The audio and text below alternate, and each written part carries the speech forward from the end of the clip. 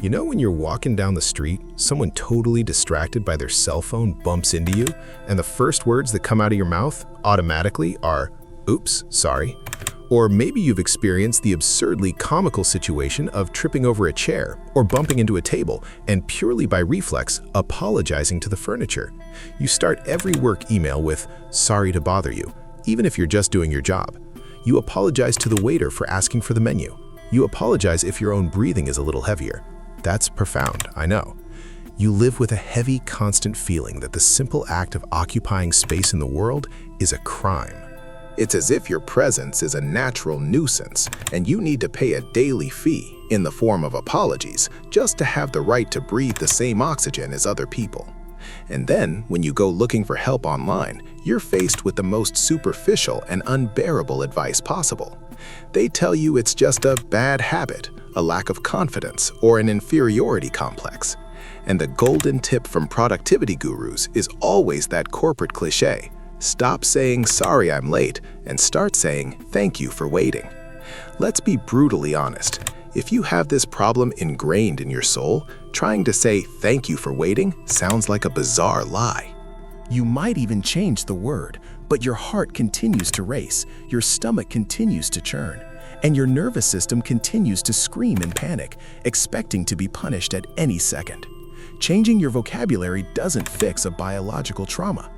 Today, we're going to perform open-heart surgery on the psychology of why you apologize for existing. I'm going to prove to you, using neuroscience, that your excessive apologies have absolutely nothing to do with weakness, submissiveness, or lack of self-esteem. In fact, this was the most brilliant, sophisticated, and tragic military survival strategy your brain has ever created. And by the end of this video, I'll give you the exact protocol to disarm this internal alarm and finally occupy your space without guilt. So take a deep breath, stop feeling bad about being here, and focus on me, because this will lift a mountain off your shoulders. To understand the root of this behavior, we need to forget this nonsense about etiquette and look at the biology of trauma. Almost everyone knows the three classic bodily responses to danger: fight, flight, or freeze. But there is a fourth response, rarely discussed, which is the main mechanism for those who grow up in dysfunctional homes.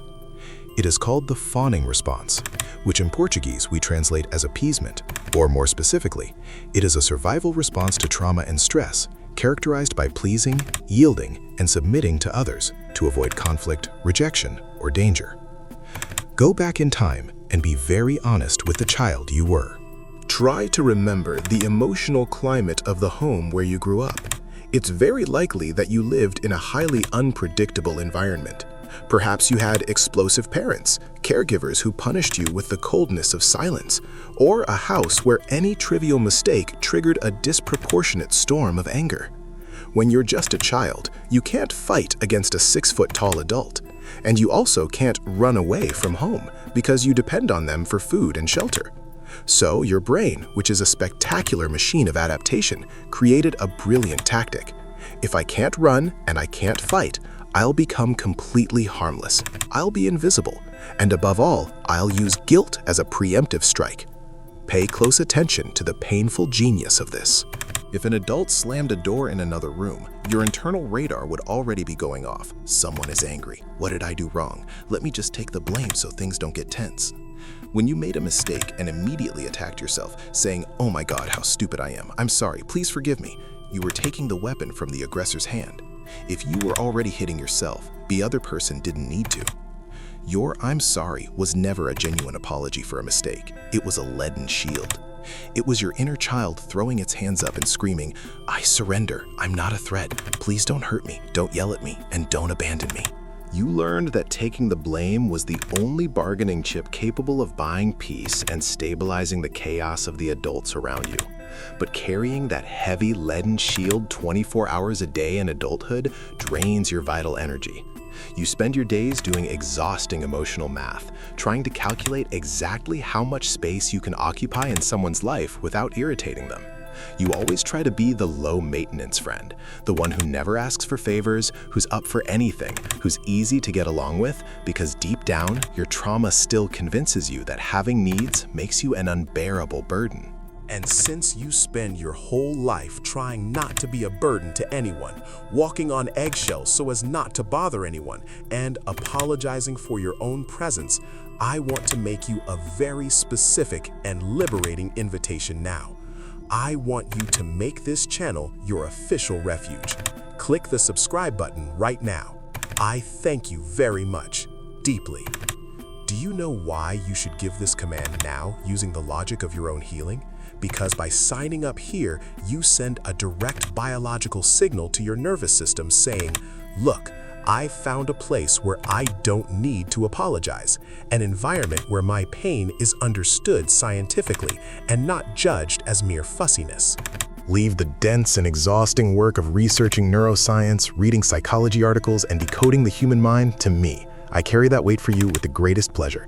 Your only function here is to exist. Press that button and allow yourself to learn without having to justify anything to anyone.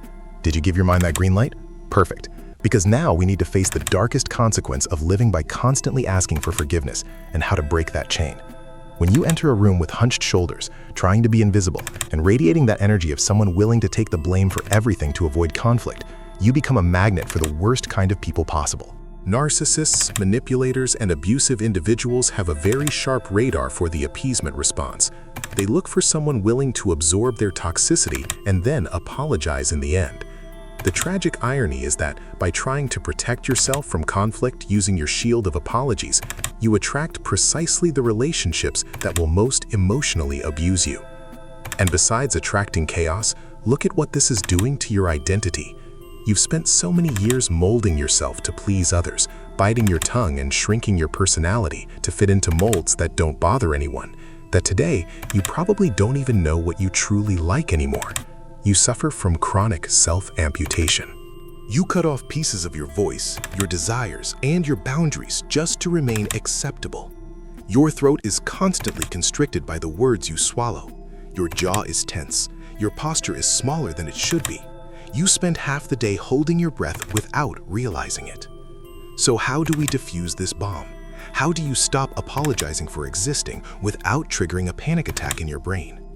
As I told you before, trying to force yourself to say thank you instead of sorry doesn't work, because that's a cognitive trick for a problem that is somatic. The trauma is lodged in your body, in your physiology.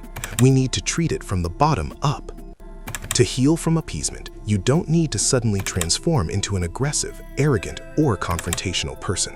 You need to practice what clinical psychology calls tolerance for somatic discomfort. The core of your trauma is that silence after a mistake, or the feeling of taking up space, is physically agonizing for you. You use sorry as a release valve to alleviate this tension. So, your practical protocol from today onwards is the 3-second silence rule. The next time a harmless, everyday situation happens, someone bumping into you, you taking 10 seconds longer at the supermarket checkout putting away your groceries, or there's an awkward pause in a conversation, and that desperate urge to say, "I'm sorry," rises in your throat, you're going to shut your mouth. You're going to clench your jaw if necessary, and you're going to hold the silence for 3 seconds. 1, 2, 3. You're going to let that visceral agony burn in your chest. You're going to feel the absolute panic of not being able to justify yourself. You're going to feel like the world is collapsing because you didn't take the blame. And then, you're going to watch what happens around you. Spoiler alert, absolutely nothing will happen. The person on the street will continue walking. The cashier will simply process the next purchase. The silence of the conversation will naturally dissolve. Every time you endure this silent agony without throwing an apology into the midst of it, you are rewiring your nervous system.